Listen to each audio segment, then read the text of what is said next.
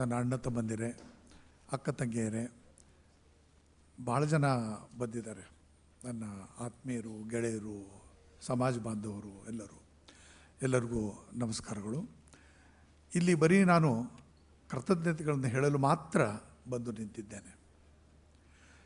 ಛತ್ರಪತಿ ಶಿವಾಜಿ ಮಹಾರಾಜರ ಬಗ್ಗೆ ಒಂದು ಕೃತಿಯನ್ನು ಬರೆಯಬೇಕೆಂದು ಬಹುದಿನಗಳಿಂದಲೂ ನನಗೊಂದು ಆಸೆ ಇತ್ತು. ಇದೊಂದು ನನ್ನ ಮಹತ್ವಾಕಾಂಕ್ಷಿ ಆಸೆಯಾಗಿತ್ತು.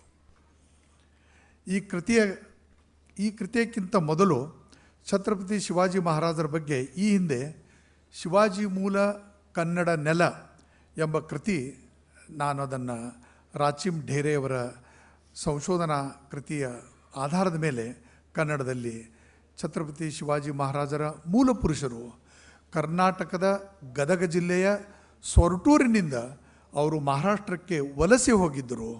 ಅಲ್ಲಿದ್ದಂತಹ ಬಳಿಯಪ್ಪ ಅನ್ನುವ ಒಬ್ಬ ವ್ಯಕ್ತಿ, ಅವನು ಸಮೂಹ ಲೀಡರ್ ಇದ್ದವನು, ಮೂಲತಃ ಪಶುಪಾಲಕ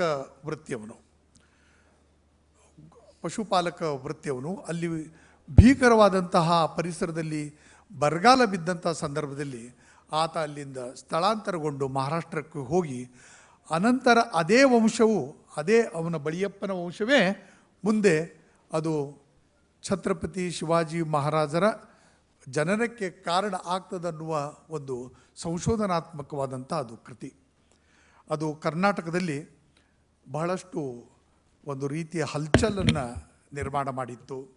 ಅನಂತರ ಅದರ 8 ಆವೃತ್ತಿಗಳು, ಅದರ ಜೊತೆಗೆ ಒಂದು ಜನಪ್ರಿಯ ಆವೃತ್ತಿನೂ ಅದು ಪ್ರಕಟ ಆಗಿತ್ತು. ಇದು ಈ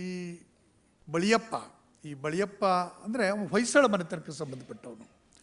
ಛತ್ರಪತಿ ಶಿವಾಜಿ ಮಹಾರಾಜರ ಅಡ್ಡೆ ಹೆಸರು ಭೋಸಲೆ ಅಂಥೇಳಿ. ಆ ಭೋಸಲೆ ಹೇಗೆ ಬಂತು ಅನ್ನೋ ಬಗ್ಗೆ ಚರ್ಚೆ ನಡೆದಂಥ ಸಂದರ್ಭದಲ್ಲಿ ಅನೇಕ ಜನ ಸಂಶೋಧಕರು ಅದು ಕರ್ನಾಟಕದ ಮೂಲ ಸಾಮ್ರಾಜ್ಯವಾಗಿರುವಂಥ ಹೊಯ್ಸಳ ಮನೆತನವೇ ಮುಂದೆ ಅದು ಭೋಸಲೆ ಅಂತ ಆಯಿತು ಅನ್ನೋದನ್ನು ಸಿದ್ಧ ಮಾಡಿ ತೋರಿಸಿದ್ದಾರೆ. ಅದನ್ನು ಮಹಾರಾಷ್ಟ್ರದ ಸಮಸ್ತ ಸಂಶೋಧಕರು ಅದನ್ನು ಒಪ್ಕೊಂಡಿದ್ದಾರೆ. ಹೊಯ್ಸಳ ಅನ್ನೋದು ಹೊಂಸಲಾಗಿ, ಮುಂದೆ ಅದು ಹೊಸಳಾಗಿ, ಭೌಸಲಾಗಿ, ಮುಂದೆ ಅದು ಭೋಸಲೆ ಎನ್ನುವ ಒಂದು ಅಡ್ಡೆ ಹೆಸರನ್ನು ಪಡೀತು. ಆ ಕುಲಕ್ಕೆ ಸಂಬಂಧಪಟ್ಟಂಥವರು ಛತ್ರಪತಿ ಶಿವಾಜಿ ಮಹಾರಾಜರು ಅಂತೇಳಿ. ಇದು ಈಗ ಮಹಾರಾಜರ ಜೀವನ ಚರಿತ್ರೆ. ಇದಕ್ಕಿಂತ ಮೊದಲು ಛತ್ರಪತಿ ಶಿವಾಜಿ ಮಹಾರಾಜರ ಬಗ್ಗೆ ಅನೇಕ ಜೀವನ ಚರಿತ್ರೆಗಳು ಬಂದಿವೆ. ಆದರೆ ಮರಾಠಿಯಿಂದ ಕನ್ನಡಕ್ಕೆ ಬಂದಂತಹ ಕೃತಿಗಳು ಅವು ಅನುವಾದದ ಸ್ವರೂಪದಲ್ಲಿ. ಈ ಕೃತಿಗಳಲ್ಲಿ, ಬಹಳಷ್ಟು ಕೃತಿಗಳಲ್ಲಿ ಛತ್ರಪತಿ ಶಿವಾಜಿ ಮಹಾರಾಜರ ಬಗ್ಗೆ ಉತ್ಪ್ರೇಕ್ಷೆಯಾದ, ಅದನ್ನು ವೈಭವೀಕರಣವನ್ನಾಗಿ ಮಾಡಿ ಆ ಚಿತ್ರಣವನ್ನು ಕೊಟ್ಟಂತಹ ಉದಾಹರಣೆಗಳು ಈ ಪುಸ್ತಕಗಳಲ್ಲಿ ಇವೆ. ಆದರೆ ಛತ್ರಪತಿ ಶಿವಾಜಿ ಮಹಾರಾಜರ ನೈಜವಾದ ಇತಿಹಾಸ ಅದು ಯಾವ ರೀತಿಯಾಗಿತ್ತು ಅನ್ನೋದರ ಬಗ್ಗೆ ಸುಮಾರು 200 ಕೃತಿಗಳನ್ನು ನಾನು ಓದಿದೆ. ಮರಾಠಿಯಲ್ಲಿ ಓದಿದೆ, ಇಂಗ್ಲೀಷ್ನಲ್ಲಿ ಓದಿದೆ. ಅನೇಕ ಸಂಶೋಧನೆಗಳು, PhD ಥೀಸಿಸು, ಛತ್ರಪತಿ ಶಿವಾಜಿ ಮಹಾರಾಜರ ಬಗ್ಗೆ ಅನೇಕ PhD ಥೀಸಿಸ್ಗಳಿದ್ದಾವೆ, ಅವುಗಳನ್ನು ನಾನು ಅವಲೋಕಿಸಿದೆ. ಅನಂತರ ಈ ಛತ್ರಪತಿ ಶಿವಾಜಿ ಮಹಾರಾಜ್ ದ ಗ್ರೇಟ್ ಮರಾಠ ಅನ್ನುವ ಒಂದು ಕೃತಿಯನ್ನು ಕನ್ನಡದಲ್ಲಿ ಕೊಡಲಿಕ್ಕೆ ಅದು ಸಾಧ್ಯ ಆಯಿತು. ನಮ್ಮ ಅತ್ಯಂತ ಆತ್ಮೀಯ ಸ್ನೇಹಿತರು ಆಗಿರುವಂತಹ, ಬೆಳಗಾವಿ ಜಿಲ್ಲಾ ಉಸ್ತುವಾರಿ ಸಚಿವರು ಆಗಿರುವಂತಹ, ಪ್ರಗತಿಪರ ವಿಚಾರದವರು ಆಗಿರುವಂತಹ ಸಚಿವರು ಸತೀಶ್ ಜಾರಕಿಹೊಳಿ ಅವರಿಂದ ಮಾತನ್ನು ಹೇಳಿದರು. ಅದು ಗ್ರೇಟ್ ಮರಾಠ ಅನ್ನೋದರ ಬಗ್ಗೆ. ಅದು ಯಾವ ರೀತಿ ಅದು ಗ್ರೇಟ್ ಮರಾಠ ಅನ್ನುವ ಶಬ್ದ ಬರ್ತದೆ ಅನ್ನೋದ್ರೆ, ಛತ್ರಪತಿ ಶಿವಾಜಿ ಮಹಾರಾಜರು ಬರೀ ಈ ಮೊಘಲ್ ಶಾಹಿ ಇರ್ಬೋದು, ನಿಜಾಮ್ ಶಾಹಿ ಇರ್ಬೋದು, ಆದಿಲ್ ಶಾಹಿ ಇರ್ಬೋದು, ಕುತುಬ್ ಶಾಹಿ ಇರ್ಬೋದು, ಈ 5 ಶಾಹಿಗಳ ವಿರುದ್ಧ ಅಷ್ಟೇ ಅಲ್ಲ, ಅದರ ಜೊತೆಗೆ ಇಂಗ್ಲೀಷರ ಜೊತೆಗೂ ಹೋರಾಟ ಮಾಡಿದರು ಅವರು. ಅದರ ಜೊತೆಗೆ ಪೋರ್ತುಗೀಸರ ಜೊತೆಗೂ ಹೋರಾಟ ಮಾಡಿದರು, ಡಚ್ಚರ ಜೊತೆಗೂ ಹೋರಾಟ ಮಾಡಿದರು. ಈ 4-5 ವಿದೇಶಿ ಏನು ಆ ಕಾಲದಲ್ಲಿ ಬಂದಿದ್ದರು, ಅವ್ರ ಜೊತೆಗೂ ಅವರು ಹೋರಾಟವನ್ನು ಮಾಡಿದರು. ಆ ಸಂದರ್ಭದಲ್ಲಿ ಒಂದು ದಾಖಲೆ ಏನು ಬರ್ತದೆ ಅಂದರೆ, ಇಂಗ್ಲೆಂಡಿನಲ್ಲಿ ಇದ್ದಂತಹ ಮಹಾರಾಣಿ, ಅವಳು ರಾಣಿ ಇದ್ಲು, ವಿಕ್ಟೋರಿಯಾ ಇದ್ಲು. ಅವಳು ಕೇಳ್ತಾರೆ, ಯಾರು, ಹೂ ಇಸ್ ದಿಸ್ ಪರ್ಸನ್ ಅಂತೆ, ಇವರು ನಮ್ಮ ಅನೇಕ ಗೋದಾಮುಗಳನ್ನು ಲೂಟಿ ಮಾಡಿದ್ದಾರೆ ಏನು ಅಂತೇಳಿ. ಆಗ ಅವರು ಅಧಿಕಾರಿ ಹೇಳ್ತಾರೆ, he is the great Maratha ಅಂತ ಶಬ್ದವನ್ನು ಉಪಯೋಗ ಮಾಡ್ತಾರೆ. Shivaji he is the great Maratha ಅಂತೇಳಿ. ಆ ಗ್ರೇಟ್ ಮರಾಠ ಅನ್ನುವ ಶಬ್ದವನ್ನೇ ಹಾಕಿ ರಾಣಿ ಇಲ್ಲಿಯ ಅವರ ಏನು ಸರ್ದಾರಿದ್ದರು ಅವರಿಗೆ ಪತ್ರವನ್ನು ಬರೀತಾಳೆ. ಅದಕ್ಕೆ ಒಂದು ಐತಿಹಾಸಿಕವಾದಂಥ ಮಹತ್ವ ಇದೆ ತಿಳ್ಕೊಂಡು ನಾನು ಅದನ್ನು ಗ್ರೇಟ್ ಮರಾಠ ಅನ್ನೋ ಒಂದು ಶಬ್ದವನ್ನು ಇದರಲ್ಲಿ ಸೇರಿಸಿದ್ದೇನೆ. ಅದು ರಾಣಿಯಿಂದ ಬಂದಂಥ ಒಂದು ಇದದು. ಗ್ರೇಟ್ ಮರಾಠ ಅಂದರೆ ಏನು? ಒಂದು ರೀತಿಯಿಂದ ಈ ಇಡೀ ಮರಾಠ ಕಮ್ಯುನಿಟಿಗೆ ಅಥವಾ ಇಡೀ ಭಾರತೀಯರಿಗೆ ಆ ಮೂಲಕವಾಗಿ ರಾಣಿ ಒಂದು ಗೌರವವನ್ನು ಕೊಟ್ಟಿದ್ದಾಳೆ ಅಂತ ನಾನು ಭಾವಿಸಿದ್ದೇನೆ. ನನ್ನದು ಒಂದು ವಿಷಯವನ್ನು ಇಲ್ಲಿ ಪ್ರಸ್ತಾಪಿಸಲೇಬೇಕು. ನಾನು ಪ್ರಖ್ಯಾತ ಪತ್ರಕರ್ತರಾದಂತಹ ಡಾಕ್ಟರ್ ಪಾಟೀಲ್ ಪುಟ್ಟಪ್ಪನವರು ಛತ್ರಪತಿ ಶಿವಾಜಿ ಮಹಾರಾಜರ ಬಗ್ಗೆ ಒಂದು ಕೃತಿಯನ್ನು ಬರೆಯಬೇಕೆಂದು ಅವರು ಬಯಸಿದರು. ಅವರಿಗೆ ನಾನು ಹಲವು ಪುಸ್ತಕಗಳನ್ನ ಇಂಗ್ಲೀಷ್ನಲ್ಲಿದ್ದಂಥ ಹಲವು ಪುಸ್ತಕಗಳನ್ನು ಕೊಟ್ಟೆ, ಅವ್ರಿಗೆ ಆಧಾರವಾಗಿ ಅದನ್ನು ಕೊಟ್ಟೆ ನಾನು. ಆದರೆ ಅವರ ಆ ಬಿರುಸಿನ ಓಡಾಟ, ಭಾಷಣಗಳು, ಅಡ್ಡಾಟ, ಇದರಲ್ಲಿ ಅದನ್ನು ಬರೀಲಿಕ್ಕೆ ಪಾಟೀಲ್ ಪುಟ್ಟಪ್ಪನವ್ರ ಕಡೆಯಿಂದ ಬರೀಲಿಕ್ಕೆ ಅದು ಸಾಧ್ಯ ಆಗಲಿಲ್ಲ. ಈ ಬಗ್ಗೆ ಅನೇಕ ಸಲ ಅವರು ನನ್ನ ಜೊತೆಗೆ ಮಾತನಾಡಿದರು. ಕೊನೆಗೆ ಅವರ ಅಂತಿಮ ದಿನಗಳಲ್ಲಿ ಒಂದು ಮಾತನ್ನು ಹೇಳಿದರು ಅವರು, ನನ್ನ ಕಡೆಯಿಂದಂತೂ ಛತ್ರಪತಿ ಶಿವಾಜಿ ಮಹಾರಾಜರ ಬಗ್ಗೆ ಬರೀಲಿಕ್ಕೆ ಆಗಲಿಲ್ಲ, ಅದನ್ನು ಪೂರ್ಣ ಮಾಡು ಅಂತೇಳಿ. ನನಗನ್ನಿಸ್ತದೆ ನಾನು ಅದನ್ನು ಪೂರ್ಣ ಮಾಡಿದ್ದೇನೆ. ನಾನು ಆ ಮೂಲಕವಾಗಿ ಪಾಟೀಲ್ ಪುಟ್ಟಪ್ಪನವರು ಕರ್ನಾಟಕದ ಒಂದು ಆತ್ಮಗೌರವ ಇದ್ದಂಥದ್ದು. ಪಾಟೀಲ್ ಪುಟ್ಟಪ್ಪ ಮಾತಾಡ್ತಂದ್ರೆ ಇಡೀ ಕರ್ನಾಟಕನೇ ಮಾತಾಡ್ದಂಗದು, ಇಡೀ ಕರ್ನಾಟಕನೇ ಮಾತಾಡಿದಂಥ ಒಂದು ಸಂದರ್ಭ. ಅವರ ಗರಡಿಯಲ್ಲೇ ನಾನು ಬೆಳೆದಂಥವನು. ಅವರಿಗೆ ಆ ಮೂಲಕವಾಗಿ ಒಂದು ಗೌರವವನ್ನು ಕೊಟ್ಟಿದ್ದೇನಂತ ನಾನು ಭಾವಿಸಿದ್ದೇನೆ. ಛತ್ರಪತಿ ಶಿವಾಜಿ ಮಹಾರಾಜರು ಅವರೇನು ರಾಜಕುಮಾರರಾಗಿ ಏನು ಹುಟ್ಟಿದವರಲ್ಲ, ಆದರೆ ತಮ್ಮ ಸಾಮರ್ಥ್ಯದಿಂದ ಛತ್ರಪತಿಗಳಾದರವರು. ಅವರು ಜಗತ್ತಿನ ಮೊಟ್ಟ ಮೊದಲ ಛತ್ರಪತಿ ಅಂದರೆ ಚಕ್ರವರ್ತಿ ಅಂತೇಳಿ. ಗುಜರಾತದ ಗಣದೇವಿ ಎನ್ನುವ ಊರಿನಿಂದ ಹಿಡ್ಕೊಂಡು ಶ್ರೀಲಂಕಾದ ರಾಜಧಾನಿಯಾಗಿರುವ ಜಾಫ್ನಾ ಪಟ್ಟಣದವರೆಗೆ ಅವರ ಸಾಮ್ರಾಜ್ಯ ವಿಸ್ತರಿಸಿತ್ತು. ನಾವು ಮ್ಯಾಪೇ ಹಾಕಿಬಿಟ್ಟಿದ್ದೇವೆ ಈ ಪುಸ್ತಕದಲ್ಲಿ, ಆ ಬಗ್ಗೆ ಒಂದು ಮ್ಯಾಪ್ನೇ ಇದೆ. ಅದು 3331 ಕೋಟೆಗಳನ್ನು ಅವರು ಗೆದ್ದಿದ್ದರೆಂದು ಇತಿಹಾಸ ಹೇಳುತ್ತದೆ. ಒಂದು ಕೋಟೆ ಅಂದರೆ ಅದು ಆಗಿನ ಒಂದು ರಾಜ್ಯದಂಗನೇ ಅದು. ಅಂದರೆ ಹಿ ಹ್ಯಾಸ್ ವನ್ 3331 ಫೋರ್ಟ್ಸ್ ಅಥವಾ ಸ್ಟೇಟ್ಸ್ ಅಂತ ಹೇಳ್ಬೋದು. ತಮ್ಮ ಜೀವಿತಾವಧಿಯಲ್ಲಿ ಅಂದರೆ 50 ವರ್ಷದ ಅವರ ಜೀವಿತಾವಧಿ, 1630ರಲ್ಲಿ ಅವರು ಹುಡ್ತಾರೆ, 1680ರಲ್ಲಿ ಅವರು ತೀರ್ಕೊಳ್ತಾರೆ. ಈ 50 ವರ್ಷಗಳ ಜೀವಿತ ಅವಧಿಯಲ್ಲಿ 36 ವರ್ಷಗಳ ಕಾಲ ಅವರು ರಣರಂಗದ ಮೇಲೇ ಇರ್ತಾರೆ ಅವರು. ಅಂದರೆ 16ನೇ ವಯಸ್ಸಿಗೆ ಅವರ ರಣರಂಗ ಪ್ರವೇಶ ಶುರು ಆಗ್ತದೆ, ಅಲ್ಲಿಂದ ಸಾಯುವವರೆಗೂ ಅವರು ರಣರಂಗದ ಮೇಲೇ ಇರ್ತಾರಂಥೇಳಿ ಇತಿಹಾಸ ಹೇಳ್ತದೆ. ಇಷ್ಟು ಚಿಕ್ಕ ಅವಧಿಯಲ್ಲಿ ಇಷ್ಟು ದೊಡ್ಡ ಪ್ರಮಾಣದಲ್ಲಿ ಕೋಟೆಗಳನ್ನು ಗೆದ್ದಂತಹ ಜಗತ್ತಿನ ಮೊಟ್ಟ ಮೊದಲ ಸಾಮ್ರಾಟ ಅಂದರೆ ಛತ್ರಪತಿ ಶಿವಾಜಿ ಮಹಾರಾಜ. ಜಗತ್ತಿನ ನಾನು ಹೇಳ್ತಾ ಇರೋದು ಅಷ್ಟು ಅಂತ ಹೇಳ್ತೀನಿ. ಈ ಕೃತಿಯ ಕವರ್ ಪೇಜ್ ಬಗ್ಗೆ ಒಂದು ಮಾತನ್ನು ನಾನು ಹೇಳ್ತಾ ಇದ್ದೇನೆ. ಇಲ್ಲಿ ಓಳ್ಕರ್ ಸಾಹೇಬರು ಬಂದಿದ್ದಾರೆ, ಸುಭಾಷ್ ಓಳ್ಕರ್ ಅವರು ಇಲ್ಲಿದ್ದಾರೆ. ಕವರ್ ಪೇಜ್ ಹೀಗೆಯೇ ಇರಬೇಕಂತ ಹೇಳಿ ನನ್ನ ತಲೆಯಲ್ಲಿ ಒಂದು ವಿಚಾರ ಇತ್ತು. ಈ ಚಿತ್ರಕ್ಕಾಗಿ ಸುಮಾರು 2 ತಿಂಗಳ ಕಾಲ ನಾನು ಗುದ್ದಾಡಿದೆ. ಕೊನೆಗೆ ಅದು ನಮ್ಮ ಸ್ನೇಹಿತರಾದಂತಹ ಶ್ರೀ ಸುಭಾಷ್ ಓಳ್ಕರಲ್ಲಿ ಅದು ಸಿಕ್ತದು. ಅದನ್ನು ಸುಮಾರು ಒಂದು 2000 ಚಿತ್ರಗಳನ್ನು ನಾವು ಮತ್ತು ಅವರು ನೋಡಿದ್ವಿ. ನಾವು 2000. ಅದು ನನ್ನ ತಲೆಯಲ್ಲಿ ಇದ್ದಂಥ ಚಿತ್ರಕ್ಕೆ ಅದು ಮ್ಯಾಚನೇ ಆಗ್ತಿರಲಿಲ್ಲ. ಇದಲ್ಲ ಅಂತೇಳಿ ಕೊನೆಗೆ ಓಳ್ಕರ್ ಸಾಹೇಬ್ರೇನಿದ್ದಾರಲ್ಲ, ಓಳ್ಕರ್ ಸಾಹೇಬ್ ಬಹಳ ಪ್ರಗತಿಪರವಾದಂಥ ವಿಚಾರದವರು. ಅವರು ಛತ್ರಪತಿ ಶಾಹು ಮಹಾರಾಜರು, ಮಹಾತ್ಮ ಫುಲೆಯವರು, ಸಾವಿತ್ರಿಬಾಯಿ ಫುಲೆಯವರು ಆ ಪರಂಪರೆಯ ವಿಚಾರಗಳನ್ನು ಕರ್ನಾಟಕದ ಈ ಬೆಳಗಾವಿಯಲ್ಲಿ ರುಜು ಮಾಡಲಿಕ್ಕೆ ಬಹಳಷ್ಟು ಪ್ರಯತ್ನವನ್ನು ಮಾಡ್ತಾ ಇದ್ದಂಥವರು ಓಳ್ಕರ್ ಅವರು. ಏನು ಈ ದಕ್ಷಿಣ ಮಹಾರಾಷ್ಟ್ರ ಶಿಕ್ಷಣ ಸಂಸ್ಥೆ ಅಂತಿದೆಯಲ್ಲ, ಜ್ಯೋತಿ ಕಾಲೇಜ್ ಇರ್ಬೋದು, BK ಕಾಲೇಜ್ ಇರ್ಬೋದು, ಆ ಕಾಲೇಜುಗಳ ಅಧ್ಯಕ್ಷರಾಗಿಯೂ ಅವರು ಕೆಲಸವನ್ನು ಮಾಡ್ತಾ ಇದ್ದಾರೆ. ಕೊನೆಗೆ ಸುಭಾಷ್ ಓಳ್ಕರ್ ಅವರ ಸೊಸೆಯ ತಂದೆಯವರಲ್ಲಿ ಅದು ಸಿಗ್ತದೆ ಆ ಚಿತ್ರ. ಅದನ್ನೇ ನಾವು ಇಲ್ಲಿ ಅದನ್ನು ಉಪಯೋಗ ಮಾಡ್ಕೊಂಡಿದ್ದೇನೆ. ನಾನು ಈ ಸುಭಾಷ್ ಹೋಳ್ಕರ್ಗೆ ಆ ಬಗ್ಗೆ ಬಹಳಷ್ಟು ಕೃತಜ್ಞತೆಗಳನ್ನು ಬಯಸ್ತಾ ಇದ್ದೇನೆ ನಾನು. ಈ ಕೃತಿಯನ್ನು ರಚಿಸುವಾಗ ಮರಾಠಿಯ ಸುಪ್ರಸಿದ್ಧ ಇತಿಹಾಸಕಾರರಾದ ಡಾಕ್ಟರ್ ಜಯಸಿಂಗರಾವ್ ಪವಾರ್, ಡಾಕ್ಟರ್ ಆಹಾ ಸಾಳುಂಕೆ, ವಿಶ್ವಾಸ್ ಪಾಟೀಲ್, ಡಾಕ್ಟರ್ ಆನಂದ್ ಪಾಟೀಲ್ ಮುಂತಾದವ್ರ ಜೊತೆಗೆ ಅನೇಕ ಸಲ ಚರ್ಚೆಗಳನ್ನು ನಾನು ಮಾಡಿದೆ. ನನ್ನ ಅನೇಕ ಸಂದೇಹಗಳನ್ನು ಛತ್ರಪತಿ ಶಿವಾಜಿ ಮಹಾರಾಜರ ಬಗ್ಗೆ ಬಹಳಷ್ಟು ಸಂದೇಹಗಳೂ ಇದ್ದಾವೆ. ಆ ಸಂದೇಹಗಳ ಬಗ್ಗೆ ಅವರ ಜೊತೆಗೆ ನಾನು ಚರ್ಚೆಯನ್ನು ಮಾಡಿದೆ. ಅವರು ನನ್ನ ಸಂದೇಹಗಳನ್ನು ನಿವಾರಿಸಿದರು. ಆ ನಿವಾರಿಸಿದ್ದಕ್ಕಾಗಿಯೇ ಈ ಕೃತಿ ನನಗನ್ಸಿದ ಪ್ರಕಾರ ವೈಜ್ಞಾನಿಕ ಆಗಿರ್ಬೋದು ಮತ್ತು ವೈಚಾರಿಕ ಆಗಿರ್ಬೋದು. ಆಮೇಲೆ ಛತ್ರಪತಿ ಶಿವಾಜಿ ಮಹಾರಾಜರ ಬಗ್ಗೆ ಇದ್ದಂಥ ಅನೇಕ ದಂತಕಥೆಗಳನ್ನು ಪಕ್ಕದಲ್ಲಿ ಸರಿಸಿ ಈ ಕೃತಿ ಅದು ಪ್ರಕಟವಾಯಿತು. ಅವರಿಗೂ ನಾನು ಇಲ್ಲಿ ಈ ವೇದಿಕೆ ಮೂಲಕ ನನ್ನ ಕೃತಜ್ಞತೆಗಳನ್ನು ಹೇಳ್ತಾ ಇದ್ದೇನೆ. ಈ ಕೃತಿಯ ಪ್ರತಿ ಅಧ್ಯಾಯದ ಮೇಲ್ಭಾಗದಲ್ಲಿ ಮಹಾರಾಜರವರ ಅಶ್ವಾರೂಢ ಆದಂಥ ಒಂದು ರೇಖಾಚಿತ್ರವಿದೆ. ಅದನ್ನು ರಚಿಸಿದವರು ನಾಡಿನ ಪ್ರಖ್ಯಾತ ಕಲಾವಿದರಾದ ನಾಡೋಜ ಡಾಕ್ಟರ್ ವಿ ಟಿ ಕಾಳೆಯವರು. ಅವರು ಸೊಂಡೂರಿನಲ್ಲಿದ್ದಾರೆ. ವಿ ಟಿ ಕಾಳೆಯವರು ಈಗ ಅವ್ರಿಗೆ 92 ವರ್ಷ ವಯಸ್ಸು. ನಾನು ಕೇಳಿದ ಕೂಡಲೇ ಅವರು ಅತ್ಯಂತ ಸುಂದರವಾದ ಸಮಂಜಸವಾದ ರೇಖಾಚಿತ್ರವನ್ನು ಬಿಡಿಸಿಕೊಟ್ಟರು. ಈ ವಿ ಟಿ ಕಾಳೆಯವರ ಬಗ್ಗೆ ಇನ್ನೊಂದು ಮಾತನ್ನು ನಾನಿಲ್ಲಿ ಸೇರಿಸಿದರೆ ಅದು ಅಸಮಂಜಸ ತಪ್ಪಂತ ನಾನು ಅನಿಸೋದಿಲ್ಲ.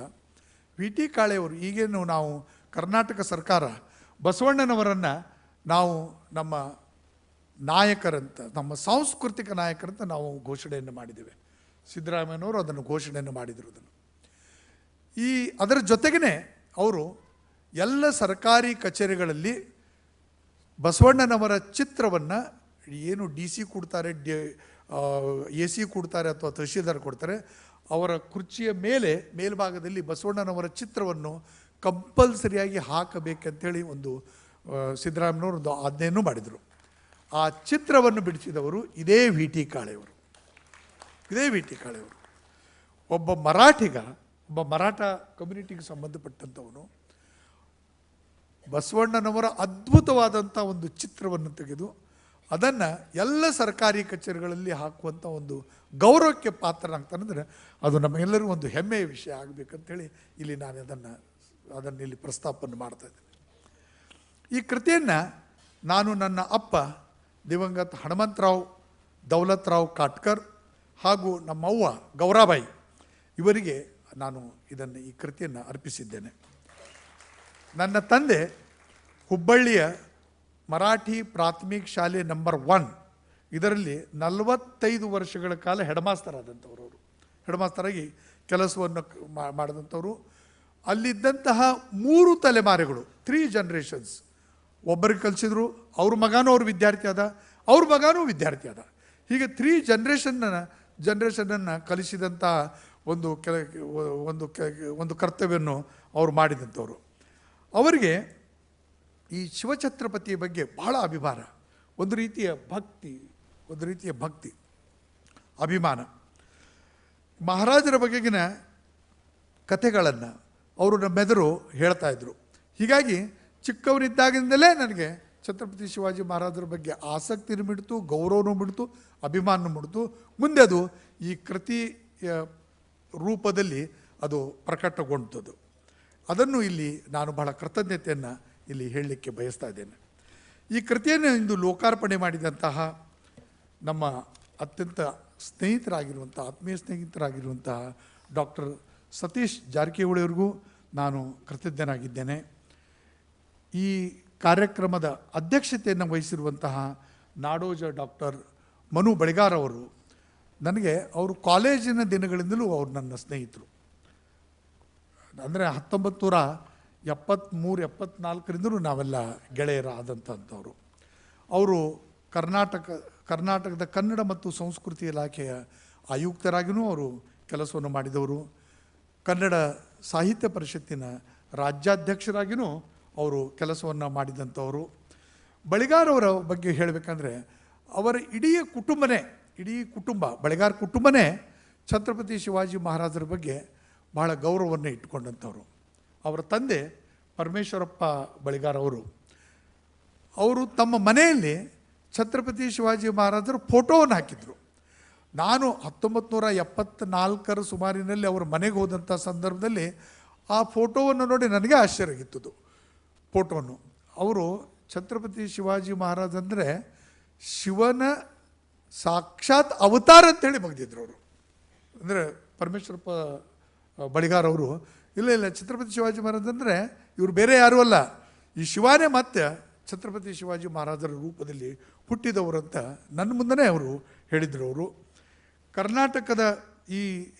ಕರ್ನಾಟಕದಲ್ಲಿ ನಾವು ಛತ್ರಪತಿ ಶಿವಾಜಿ ಮಹಾರಾಜರ ಜನ್ಮ ದಿನಾಚರಣೆ ಅಂದರೆ ಫೆಬ್ರವರಿ 19 ಇದನ್ನು ನಾವು ಕರ್ನಾಟಕದ ಸರ್ಕಾರದ ಮೂಲಕವಾಗಿ ಇದನ್ನು ನಾವು ಆಚರಿಸ್ತಾ ಇದ್ದೇವೆ. ಇದಕ್ಕೆ ಕಾರಣರಾದಂಥವರು ಮನು ಬಳಿಗಾರ್ ಅವರು ಸಂಸ್ಕೃತಿ ಇಲಾಖೆಯ ಆಯುಕ್ತರಾದಂಥ ಸಂದರ್ಭದಲ್ಲಿ ಅವರಿಗೆ ಮೊದಲಿನಿಂದ ಛತ್ರಪತಿ ಶಿವಾಜಿ ಮಹಾರಾಜರ ಬಗ್ಗೆ ಗೌರವ ಅದೆಲ್ಲ ಇತ್ತು.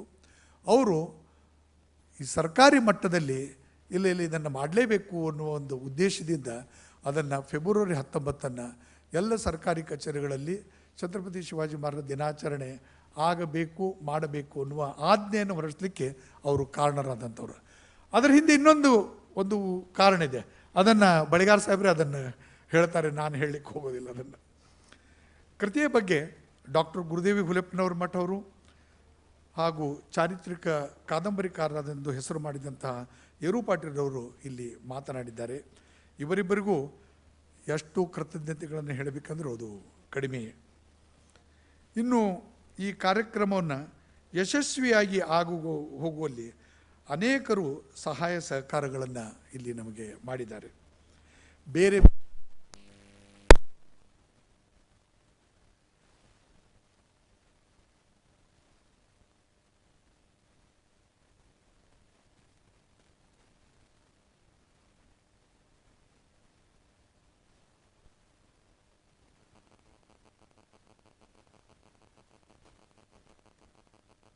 ಅಂತ ಒಂದು ಸಂಬಂಧ ಇದೆ.